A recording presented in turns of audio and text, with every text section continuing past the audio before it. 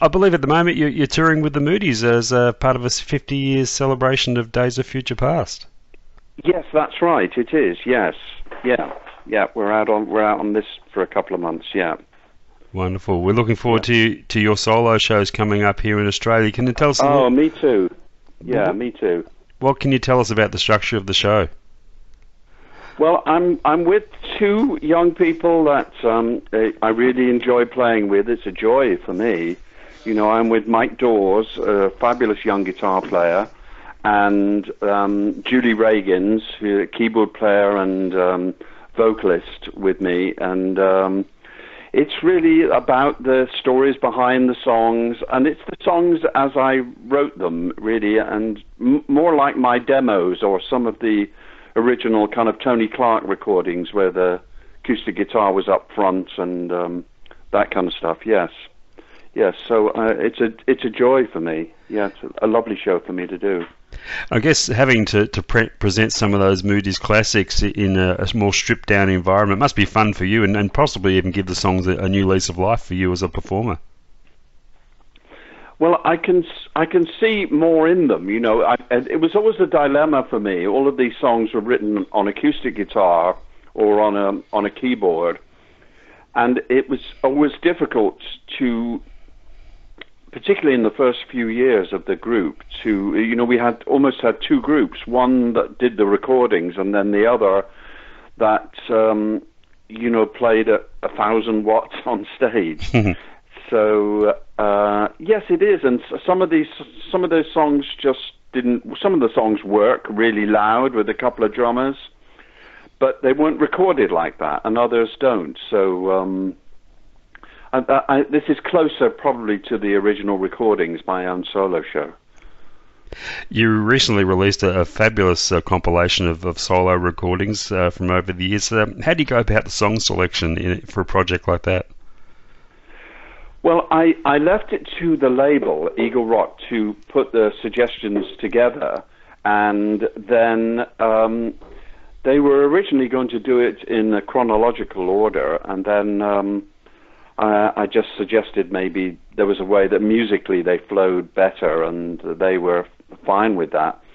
So I really took their advice. There were certain things like Forever Autumn that kind of had to be in there, and songs from the Spirits of the Western Sky album, and yes, I left it to them to choose the material, but the mastering of it, they left it to me. Are you finding within yourself with these solo performances that your stage persona is a little different with the more stripped down show, probably a more casual feel? I think so. You certainly, the audience brings something very different to it because you have that connection with the audience. And I think people are interested in the stories about what happened around these songs and what was happening at the time in the group. And, so it's a connection there that's hard to make with a big, loud kind of setting. But I'm looking forward to it very much. Like I say, these tours are a joy for me, and it's a privilege, and I'm very happy to be asked. Just going back a little bit of history here, your first break in music was actually prior to the Moodys. You got a job playing guitar for Marty Wilde. How do you look back on that time in terms of your development as a musician? Well, I was very lucky. I mean, I had a couple of wonderful breaks in my life. The first one was with Marty when I only a couple of months after I'd left school, and he became one of my heroes and is still my hero to this day, and one of my greatest friends. But it was a baptism of fire with Marty because he was working, doing clubs and overseas tours, and I'd never really done anything like that. I'd always been in groups since I was a kid, but I'd never done anything that intense. But I learned so much from him, and I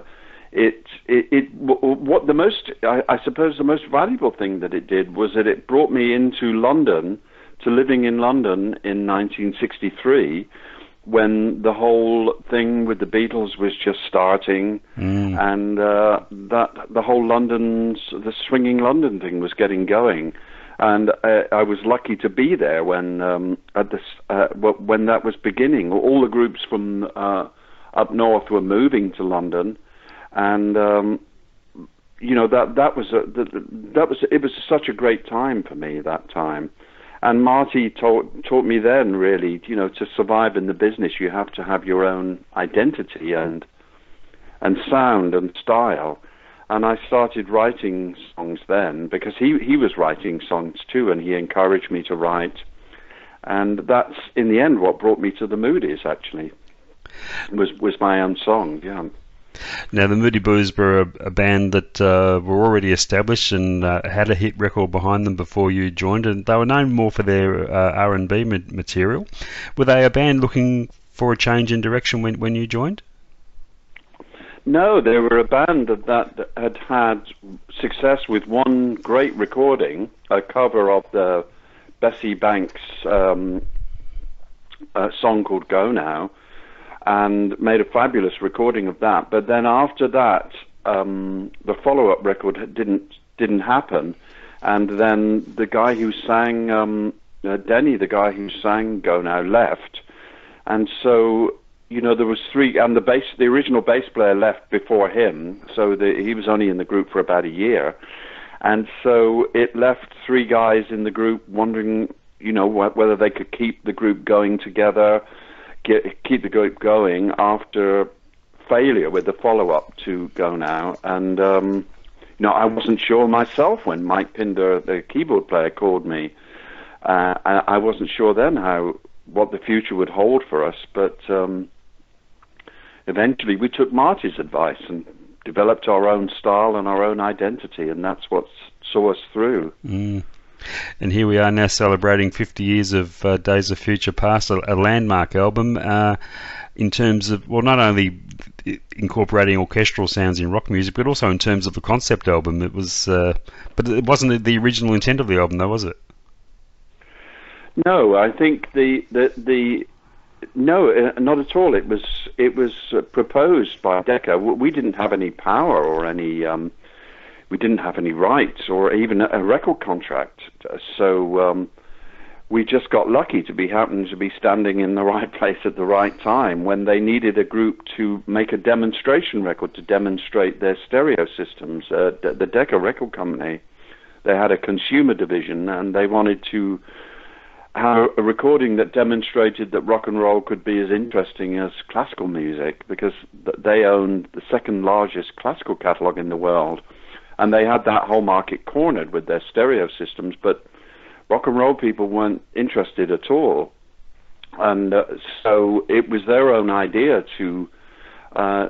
actually, they wanted to make an album based on Dvorak's New World Symphony, and for us to play sort of rock versions of Dvorak. But then Peter Knight, the arranger that they'd got to do the Dvorak parts, he came to see us at the 100 Club in Oxford Street, and he said, quite honestly, I don't think you're going to get this together, but I really like your songs. Let's do it the other way round and take some of your songs that are appropriate, and I'll do the orchestral links between them using the themes of your songs, which was how it was done. And it was a wonderful break for us. I wish we could take credit for it, John, but it was there was a lot of people involved, executive producers, and a lot of people who came up with the ideas. But the songs were ours, and fortunately, they were good songs. And one of those, of course, was Nights in White Satin, which has become a classic, and I believe came to you quite quickly. How vivid are your memories of writing that song? It's a curious thing, isn't it, to be asked about a few minutes in your life, so many times afterwards. And I just came home from a gig one night, and the other guys were expecting me to have a song to rehearse up the next day, and I just wrote the two verses of the song, and I was at the end of one. I was just 20 years old. I can't remember the exact date, but it would have been over my 19th or 20th birthday. I mean, but, when I was just coming on to 20, I was either 19 or 20. And I was at the end of one big love affair and at the beginning of another. And I just sat on the side of the bed and wrote a couple of verses of random thoughts that were going through my mind. And I did write letters never meaning to send, which I still do, actually. I find it a cathartic thing to do. And I took it into the rehearsal room the next day and played it to the other guys. And nobody was very impressed with it, really, until Mike Pinder, our keyboard player, he had an instrument called the mellotron, and he said, play it again. So I went, no, too much. Suddenly went, da-da-da-da-da-da-da, with this string sound on the mellotron, and then suddenly everybody was interested, and it's like, oh, this is going to be great. This is really going to work. And so that's what happened. And none of us had any confidence in it as a single or anything like that. In fact, the record company were the last people to have any confidence as a single. Yeah. So over the years, generally, have you found over the years with your songwriting that it is the better ones that tend to come to you quickly rather than the ones you labour over a little more? Well, that's an interesting point, isn't it, for a writer? You're a writer, you must know that yourself. But I suppose so. Yes, another one that came, was an instant thing for me was a song called "In Your Wildest Dreams," and it's become one of our biggest hits. And when I recorded it with Tony Visconti, and there's only a couple of us on the record, it's mostly done in my house. And then Tony did some things on a little Roland machine, and Graham played drums on it. And it was kind of a throwaway thing, and you don't. But after you play these things to other people, it slowly dawns on you. But hey, these people really like this thing that I didn't think was gonna. That I thought was just a throwaway bit of stuff, and it's an intro. I don't know what makes a hit record. Otherwise, I'd have had a lot more of them. So there you go. But that one came to you at a time in the 80s when, I guess after a time when a lot of people may have written off the Moody Blues, but you bounced back in the 80s with greater vengeance. You must look back on that period of time really fondly now. Very fondly. It was the first time we came to Australia, and why we'd never been there before, I don't know. But to have success with singles and to be on MTV, which was just really taking hold then, was a real privilege, because the first time around I kind of missed it. I was very young and I was in some kind of race with my head down and not looking or paying attention and not really conscious, awake or aware. But with Wildest Dreams in the mid-80s, I was awake, straight, and enjoying every moment of it, and it was a wonderful gift to us all, I think. That and the album, the song that followed it called "I Know You're Out There Somewhere." Yeah, both of those songs were a great gift to all of us in the group. Looking back in hindsight, do you think that period you had away from each other in the late 70s was a break you probably needed to have that success in the 80s, and indeed to still be together today? Well, I think so, but I also knew, because there was two guys that didn't really come back, and I kind of knew that Mike, that it just wasn't his thing anymore. He wanted to do different things in his life, and I really respected him for that. And when we split, I thought that we would never come back together. I thought that was it. But then there was a lot of pressure from the record company and from management that we had to come back together and make and do actually to put a greatest hits compilation together, which we did. And then we found we were enjoying our each other's company again, and so we came back at the end of the 70s after about 4 years. But of course, Tony Clark and our original record producer and Mike Pinder didn't. So, and I missed them both terribly, after that time. But I had to respect their decisions and what they did. I admire them for having the courage to of their own convictions and to be able to walk away from it. And another wonderful project you were involved with back then was the War of the Worlds project. How did that come to be for you? Well, that was another wonderful phone call. I had a phone call completely out of the blue from an American producer living in London called Jeff Wayne, and he said he just had one question. Was I the guy who sang Nights in White Satin? I can't remember what I said, because he said I've got a song that'd just be perfect for you. So he sent round this demo to my house, and I was listening to it the next day, and I didn't really do other people's songs, and I was sort of listening to it, thinking up excuses about why I shouldn't do it. But there was a young lad who worked at the record shop. We had an office, and underneath there was a shop, so we turned it into a record shop. And he was round at my house, and he brought some tea into the lounge where I was listening to this demo. And when it finished playing, he said, "You ought to do that. That's perfect for you." And I said, "And you think?" And he said, "Yeah." And so I went down to a studio called Advision behind Oxford Street and met Jeff Wayne and recorded Forever Autumn and did all the vocals on it. And then I came back the next day, and I was lucky enough to do another song that's recognizable from the album called The Eve of the War. And then I heard nothing for about a year. And then suddenly the promotion guy called me and said, "Listen, that thing's going to go in the charts all over the world, and you better get down to the top of the pop studio because they want you to do it." So, and then it was wonderful, and it was one of the best gifts that I've ever had, really. It's a lovely song that I never get to do with the Moodys, so I'm very pleased about that. In fact, the last time I was in Australia was with the War of the Worlds. Of course, yeah. Just in general terms, talking about your songwriting, do you approach writing in a different way when you know you're writing for a solo project? Well, there have been so few Moodys projects in the last few years that I've just been writing for my own. The original things that I've done have been for solo records, but yes, there is a difference where I can. Some things are more me than they are us. That's the difference. And I was always aware that with the group, I was kind of speaking for everybody. It was something that everybody had to have empathy with in the group.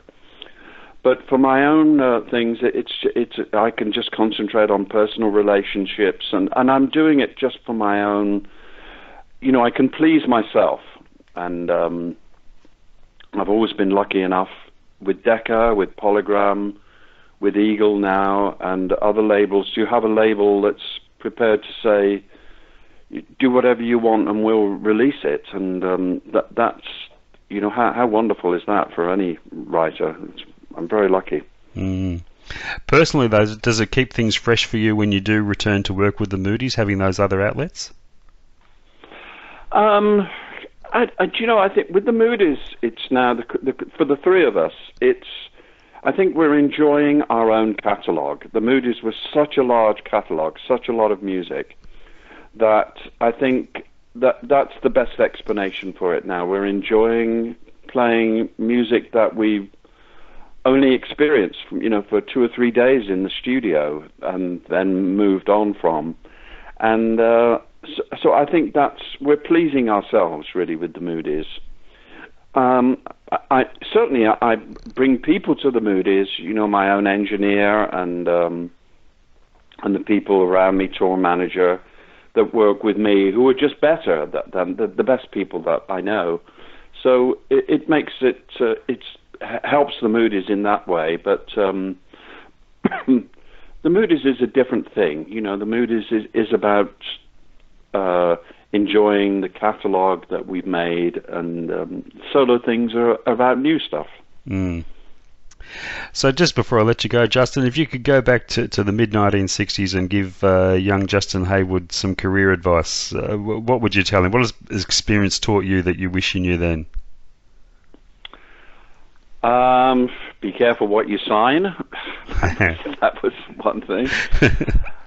And don't do what I did, which was, sign away a lot of rights as a boy, as a 17-year-old. But that's you live and learn, and I think I'm lucky to still be here and to still be enjoying these songs, and to be able to stay in a nice hotel and to be able to come to Australia and meet great people and have share this music. But I would say I would say trust your own judgment. If I was talking to myself now, I would say really trust your own judgment. Do what you think is right, and stick to it. You don't need an A&R guy to tell you what to do. Just do what you think is right, and it'll work for you. Yeah. It'll be honest then. That's wonderful advice. Hey, Justin, thank you so much for taking time out to chat with us today. Best of luck with the rest of the Days of Future Past tour over there, and we look forward to seeing you here in October. Oh, I look forward to it myself. Lots of love to you and to everybody there. All the best. Cheers. Take care. Bye-bye. Bye.